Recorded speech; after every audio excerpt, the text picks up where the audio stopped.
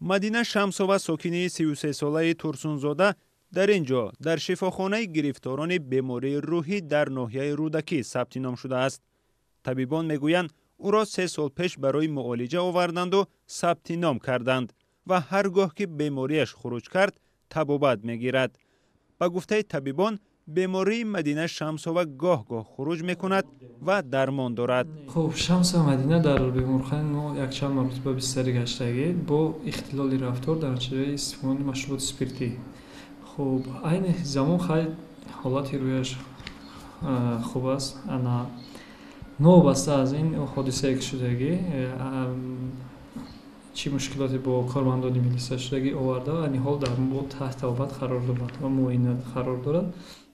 نام مدینه شمسوه که به دلیل‌های اخلاقی سیمایش را نشانه می‌دهیم، بعد لط و کوب او از طرف کارمند میلیسا ورد زبان کاربران شبکه‌های اجتماعی شد. روز 21 مارس در فیسبوک ویدیویی نشر شد که نشان می‌دهد چگونه مأمور میلیسا او را میزند و مدینه فریاد میکشد.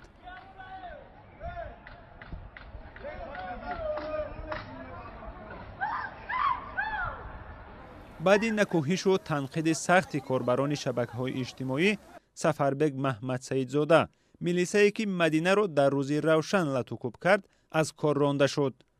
وزارت امور داخلی گفت همچنین رهبران این افسر که در واحد مخصوص کار میکرد برای درست به راه نگذاشتن کارهای انتظامی در بین کارمندان تنبیه و جزای انتظامی گرفتند.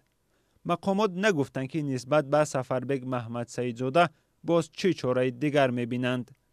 بر رادیوی آزادی میسر نشد با نزدیکان دختر و سفربگ محمد سعیدزاده صحبت کند. پدر مدینه شمسوه در ناحیه رودکی زندگی میکند و تلاش ما برای پیدا کردن آنها نتیجه نداد.